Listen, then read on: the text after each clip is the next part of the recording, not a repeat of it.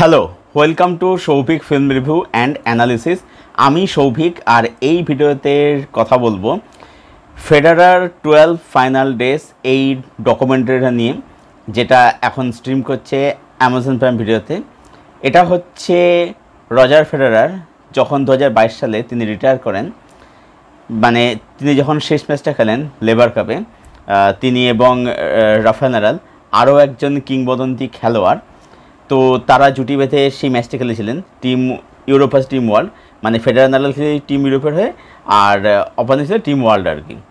তো সেই ম্যাচটা তিনি খেলেন, যখন সেই ম্যাচটা খেলার আগে শেষ 12 দিন রজার ফেডারারের কীরকম কেটেছিল এটা নিচ্ছে এই ডকুমেন্টারিটা। রান টাইম হচ্ছে মাত্র 1 ঘন্টা 27 মিনিট। এবারে প্রথম হচ্ছে যে দেখো, ডকুমেন্টারি মানে সেখানে অনেক ইনফরমেশান থাকবে, সেটা অবশ্যই রয়েছে।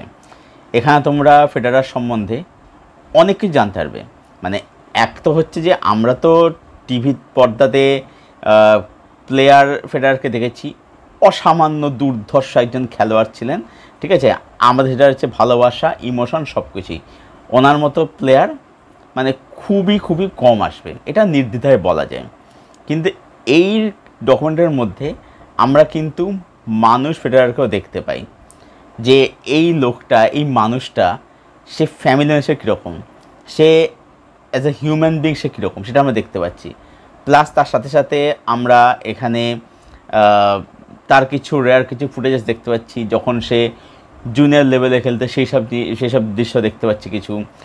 তার সাথে সাথে ডেফিনেটলি তিনি যখন সেরা সময় ছিলেন, যখন তিনি একের পর এক উইম্বলডন জিতেছেন, সেই সমস্ত কিছু দৃশ্য সেগুলো দেখি, যেগুলো টিভির পথে বহুবার দেখেছি, সেগুলো আমরা দেখতে পাচ্ছি আর কি। তো একটা কথা হলো যে এই কাজটা কিন্তু ভীষণভাবে কিন্তু well research and well made. এখানে প্রথম তো একটা হচ্ছে যে আমরা ফেডারারের কিন্তু একটা অজানা দিক জানতে পারছি, এবং আমরা এটাও জানতে পারছি যে রাফায়েল নাদাল, যেটা মোটামুটি বলা হয়ে থাকে যে ফেডারারের কিন্তু সেরা প্রতিদ্বন্দ্বী, যদি প্রতিদ্বন্দ্বী দিক থেকে। হ্যাঁ, অবশ্যই নোভাক জোকোভিচ ছিলেন, তিনি একজন অসামান্য প্লেয়ার, অ্যান্ডি মারে ছিলেন, তারা ছিলেন। বাট আমার কথাকে মনে হচ্ছে, বা এটা হয়তো অনেকের মনে হবে যে ফেডারারের কিন্তু সেরা প্রতিদ্বন্দ্বী কিন্তু অ্যাকচুয়ালি মানে নাদালই ছিল, কিন্তু যদি প্রতিদ্বন্দ্বী দিক দিয়ে দেখি আর কি। এবার তাদের মধ্যে মানে টেনিস কোর্টে প্রতিযোগিতা থাকলেও রিয়েলে তারা যে কতটা ভালো বন্ধু সেটা কিন্তু দেখানো হয়েছে, এস্টাবলিশ করা হয়েছে।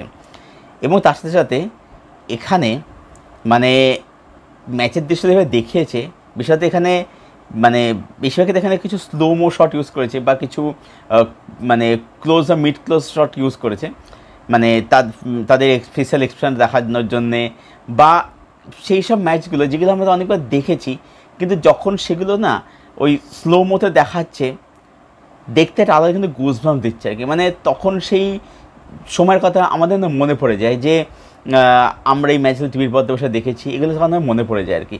এবং হ্যাঁ, ডেফিনেটলি বলতেই হয় যে এর শেষ 10 মিনিট যখন ম্যাচটা শেষ হয়, আমি জানি যারা টেনিস প্রেমী, যারা টেনিস ভক্ত, যারা ফেডারারকে যারা ভালোবাসে, তারা সবাই এটার কথা জানো যে সেই সময় ফেডারার যেমন কাঁদছিলেন ইমোশনাল হয়ে, যেটা সবার ক্ষেত্রে হয়তো আমরা দেখতে পাই আর কি। যখন তিনি কাঁদছিলেন তখন কিন্তু নাদালও কিন্তু কাঁদছিলেন। তো এখানে এটাই বোঝা যায় যে অ্যাকচুয়ালি মানে গ্রেটরাই গ্রেটদেরকে না সেই মর্যাদা, সেই সম্মানটা দিতে জানে, দিতে পারে আর কি। এটা কিন্তু বারবার কিন্তু প্রমাণিত হয়েছে। মানে আজকে আমরা দেখতে পাই, এটা আমি একটা এক্সাম্পল দিয়ে বলছি, আমরা দেখতে পাই যে চায়ের দোকানের কাকু হোক, পাড়ার ক্লাবের রোয়াব দেখানোর দাদা হোক, তারা দেখবে সবসময় সচিনের এই করা উচিত ছিল, মেসির এই করা উচিত ছিল, আমরা কিন্তু এগুলো দেখতে পাই, ঠিক আছে। তো সেখানে দাঁড়িয়ে আমি বলছি যে এই কারণেই বলে যে গ্রেটরাই গ্রেটদেরকে সে সম্মান দিতে জানে। মানে এখানে এটাই পরিষ্কার বোঝা যায় যে নাদাল অ্যাকচুয়ালি কতটা ভালোবাসতো, কতটা রেসপেক্ট করতো, কতটা সম্মান করতো, যে মানে ফেডারার মাঠে তার প্রতিদ্বন্দ্বী ছিল, কিন্তু বাইরে তার বন্ধু ছিল, তো কতটা ভালোবাসতো যে তার প্রতি সে এতটা ইমোশনাল হয়ে পড়ছে, এতটা ইমোশনাল হয়ে পড়ছে। তো খুবই ভালো কাজ হয়েছে, ওয়েল মেড, ওয়েল রিসার্চ।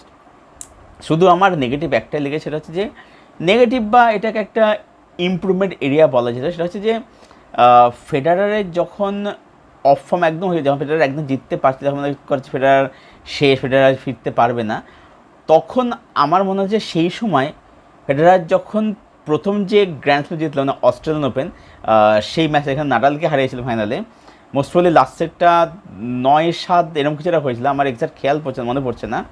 তো সেই ম্যাচটার যদি কিছু ঝলক থাকতো, বা তারপরে যে উইম্বলডন যে জিতলো তারপরেও আর কি, তো সেই দৃশ্য রাখতে হবে, সেই দিকটা দেখানো যদি হতো, তাহলে আমার মনে হয় সেটা আরও বেশি কিন্তু ইম্প্যাক্টফুল হতো। অ্যাকচুয়ালি এটা বলা হয় যে ফেডারার না হাঁটুর ব্যথাটা তাকে অনেক বেশি কিন্তু ভুগিয়েছে, এটা কোথাও গিয়ে বলা হয়ে থাকে আর কি। এছাড়াও কিছু ইন্টারভিউ দেখতে হবে, এবং লাস্টের দৃশ্যটা খুব দারুণ, মানে লকার রুমের মধ্যে যেখানে একসাথে ফেডারার, জোকোভিচ, নাডাল, অ্যান্ডি মারে, বিয়ন বক, আরও এক লেজেন্ড, আরও এক কিংবদন্তি, তার একসাথে বসে আছেন।